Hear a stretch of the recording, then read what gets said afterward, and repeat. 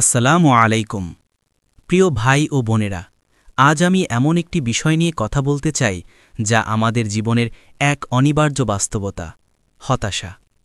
হ্যাঁ, এই হতাশা এমন এক মানসিক অবস্থা যা মানুষকে ভিতর থেকে দুর্বল করে দেয়, আত্মবিশ্বাস কেড়ে নেয়, আর জীবনকে মনে হয় যেন থমকে গেছে।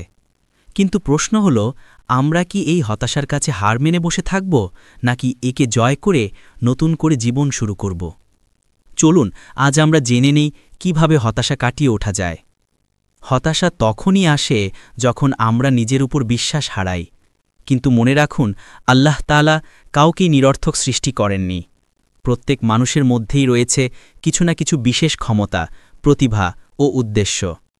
আপনি ব্যর্থ হয়েছেন মানেই আপনি শেষ হয়ে যাননি, বরং সেটি আপনার জন্য এক নতুন শিক্ষা, এক নতুন শুরু।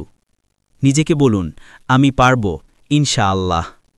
অনেকেই অতীতের ভুল বা ব্যর্থতাকে বারবার মনে করে নিজেদের কষ্ট দেয়। কিন্তু ভাই, অতীত তো আর ফিরে আসবে না।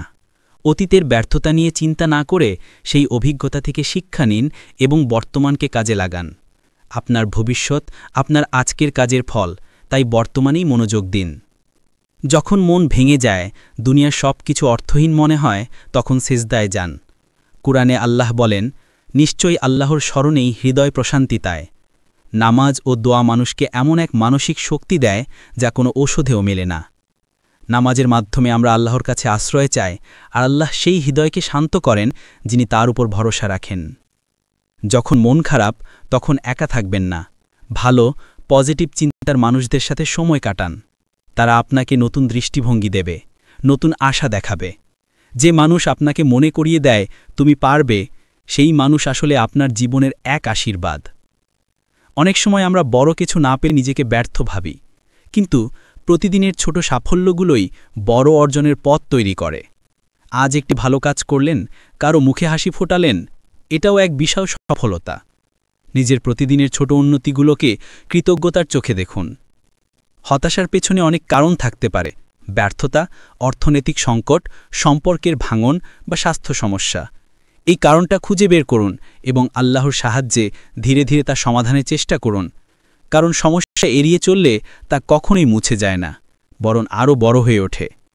সবশেষে এটি মনে রাখবেন যে মানুষ আল্লাহর ওপর ভরসা রাখে, তার জীবনে হতাশার কোনো স্থান নেই। কারণ আল্লাহ কখনও তার বান্দাকে একা ছেড়ে দেন না। আজ আপনি কষ্টে আছেন, কিন্তু কাল হয়তো সেই কষ্টই হবে আপনার শক্তি। কুরআনে আল্লাহ বলেন, অবশ্যই কষ্টের সাথে রয়েছে স্বস্তি। তাই ভাই, কষ্ট যত বড়ই হোক না কেন, আল্লাহর রহমতের আশায় থাকুন। প্রিয় ভাই ও বোনেরা, জীবন কখনোই সহজ নয়, কিন্তু জীবন সুন্দর যদি আমরা আশা না হারাই।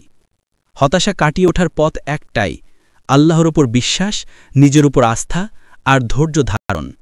হে আল্লাহ, আমাদের অন্তরে দৃঢ় বিশ্বাস দাও, আমাদের মনকে শান্তি দাও, হতাশার অন্ধকার থেকে আমাদের মুক্তি দাও এবং আমাদের জীবনে আলো এবং আশার পথ দেখাও। শেষে বলছি, ভাই ও বোনেরা, যদি বক্তব্যটি আপনার মনে ছোঁয়া দেয়, তবে ভিডিওটি লাইক করুন, চ্যানেলটি সাবস্ক্রাইব করুন এবং আল্লাহর বার্তা ছড়িয়ে দিন অন্যদের মাঝেও। আমি ছিলাম পথিকের ডায়েরি থেকে।